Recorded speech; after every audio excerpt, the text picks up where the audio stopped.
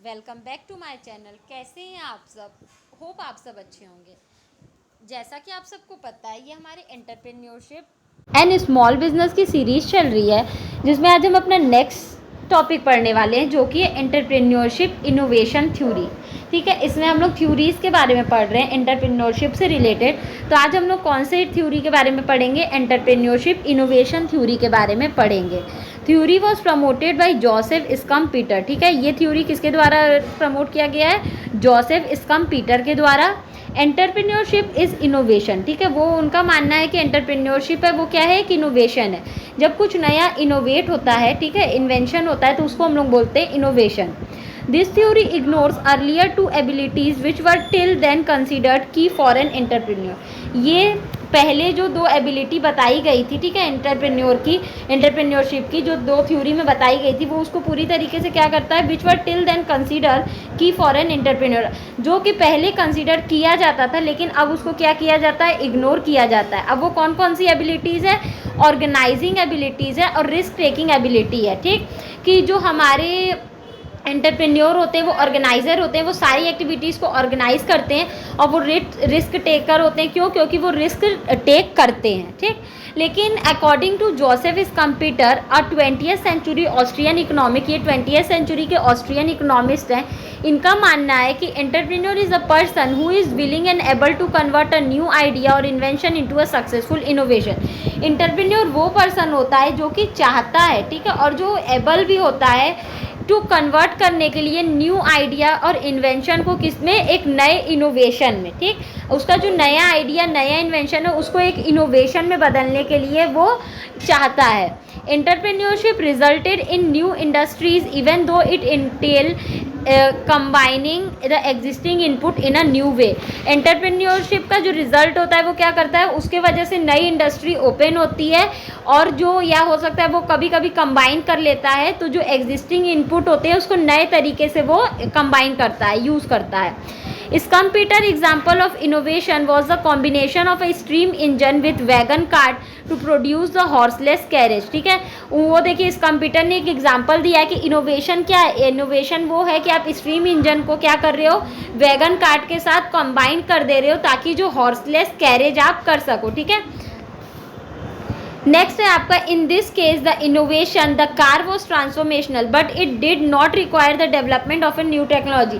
इस केस में ये क्या है? In this case the innovation the car was transformational है, लेकिन इस केस में किसी नए टेक्नोलॉजी के डेवलपमेंट की ज़रूरत नहीं है।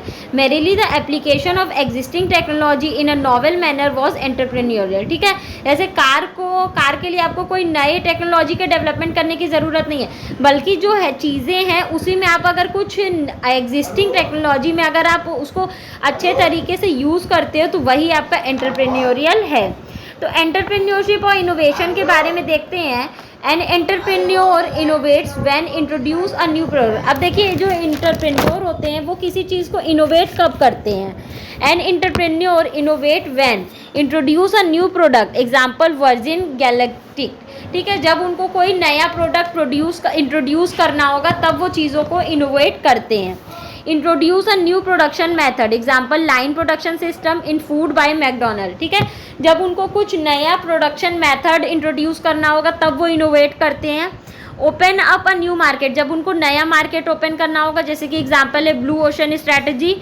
Finding new source of raw material supply, जब आप किसी नए सोर्स को फाइंड करना होगा कि आपको रॉ मटेरियल की जो सप्लाई है वो आप किसी नए सोर्स से लेना चाहते हो, उस तरीके को ढूंढने के लिए, तब वो इनोवेशन का वर्क करते हैं। जैसे कि एग्जांपल है moving from coal to petroleum to nuclear energy source. ठीक है, introduce a new organisation in any industry, जब आपको किसी पर्टिकुलर कोई भी इंडस्ट्री में कोई नए ऑर्गेनाइजेशन को इंट्रोड्यूस करना होगा, तब।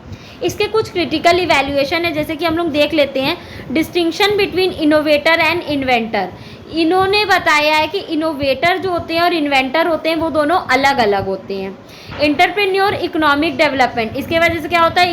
एंटरप्रेन्योर का भी और इकोनॉमिक का भी डेवलपमेंट होता है। डेवलपमेंट रिक्वायर बेसिक चेंजेस, और डेवलपमेंट के लिए कुछ चेंजेस करने की ज़रूरत होती है। एंटरप्रेन्योर डू द चेंजेस, और वो चेंजेस कौन करता है? हमारे एंटरप्रेन्योर करते हैं। इसके कुछ लिमिटेशंस भी हैं, जैसे कि innovative function required ignores risk taking organising aspect, ठीक है। जैसे कि इनोवेटिव फंक्शन रिक्वायर्ड, इसमें इनोवेटिव फंक्शन में जो चीज़ें होती हैं उसमें क्या होती है, ऑर्गेनाइजिंग फंक्शन और रिस्क टेकिंग फंक्शन भी होता है, लेकिन जो इसमें इग्नोर किया जाता है। मोस्ट वर्गरस टाइप ऑफ इंटरप्राइज, इसमें जो इंटरप्राइज होते हैं बहुत ही वर्गरस टाइप के होते हैं। Exclude individual operating stabilise business, ठीक है। ये क्या करते हैं, जो इंडिविजुअल के द्वारा ऑपरेटिंग स्टेबलाइज बिजनेस है उनको एक्सक्लूड कर दिया जाता है। Assumes entrepreneur as large scale businessman, और ये मानते हैं कि जो इंटरप्रेन्योर है वो लार्ज स्केल बिजनेसमैन है, मतलब लार्ज पैमाने पे वो क्या है, बिजनेसमैन है, बहुत बड़े बिजनेसमैन है। तो ये बेसिकली हमारा क्या था, एंटरप्रेन्योरशिप इनोवेशन थ्योरी। होप आपको ये वीडियो समझ में आया होगा। फिर भी किसी को कहीं कोई भी प्रॉब्लम हो तो आप मुझे कमेंट सेक्शन में कमेंट करके पूछ सकते हैं। Thank you so much. Please like, subscribe and share my channel. किसी को इस सब्जेक्ट या किसी भी सब्जेक्ट के नोट्स परचेस करने हो तो आप मेरा डिस्क्रिप्शन बॉक्स चेक कर सकते हैं। Thank you.